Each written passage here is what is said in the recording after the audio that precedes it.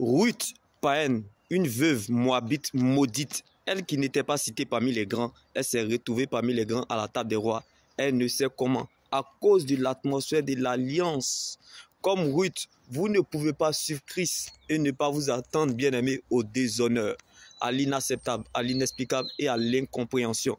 Si vous décidez de suivre Christ comme Ruth, vous devez vous attendre au déshonneur public et à souffrir injustement pour la cause de Christ, comme elle pouvait nous le dire en suivant sa belle-mère Naomi, bien-aimée. Où tu iras, j'irai. Où tu mourras, je mourrai. Que l'Éternel me punisse avec la plus grande sévérité sur autre chose que la mort me sépare de toi. Ton Dieu sera mon Dieu. Alléluia. Rien et personne ne pourront nous séparer de l'amour de Dieu. Quand nous sommes accusés comme Ruth et que Dieu ouvre le livre de vie, il ne voit plus nos péchés. Combien l'Éternel, notre Dieu, en ta faveur, car on ne jette jamais l'or qui est souillé de la boue. Tu vaux plus que de l'or et de l'argent aux yeux de l'Éternel. Même si tu es drogué, même si tu es prostitué, même si tu es tué, dans ton péché, comme Ruth, mon Dieu me dit qu'il t'a choisi. Même si, bien-aimé, malgré ton défaut, tes erreurs, tes faiblesses, ton incapacité, ton iniquité, il t'a choisi, car Dieu n'appelle pas les qualifiés, il qualifie ceux qu'il appelle. À tous ceux qu'il a reconnus d'avance, il les a aussi, bien-aimés, prédestinés. Et à ceux qu'il a prédestinés, il les a aussi appelés. Et à ceux qu'il a appelés, il les a aussi justifiés. Et à ceux qu'il a justifiés, il les a aussi, bien-aimés, accordé sa gloire à tous ceux qui l'ont accepté et reçu, sans oublier, cru en son nom. Elle les a donné le droit et le pouvoir de devenir enfants de Dieu. Alléluia. Donc, bien-aimé, sache que Dieu est capable de prendre tes faiblesses pour en faire de ça une force principale comme Gédéon.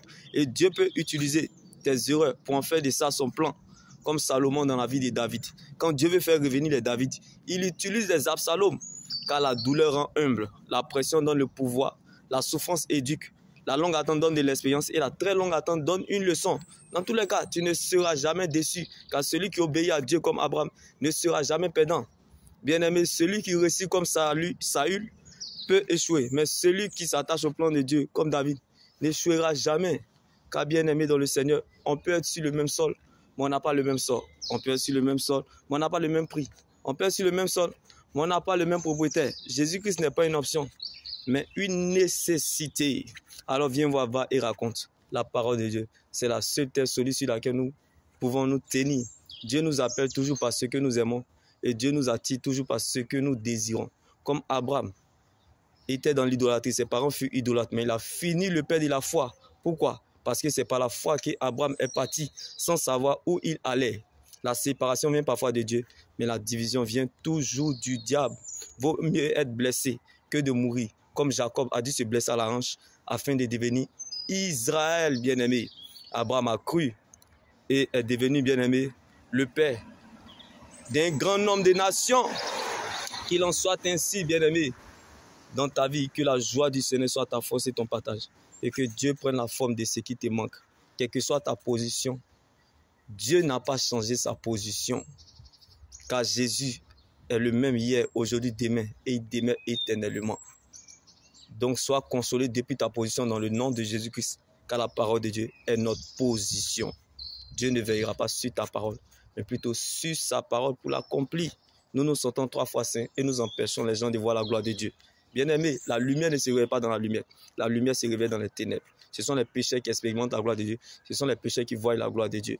Comme Moïse ne savait pas parler, il a vu la gloire de Dieu. Comme Aaron ne savait pas prier, il a contemplé la gloire de Dieu. Alors si tu es 3 fois saint, ne reste pas ici, quitte la terre, va au ciel.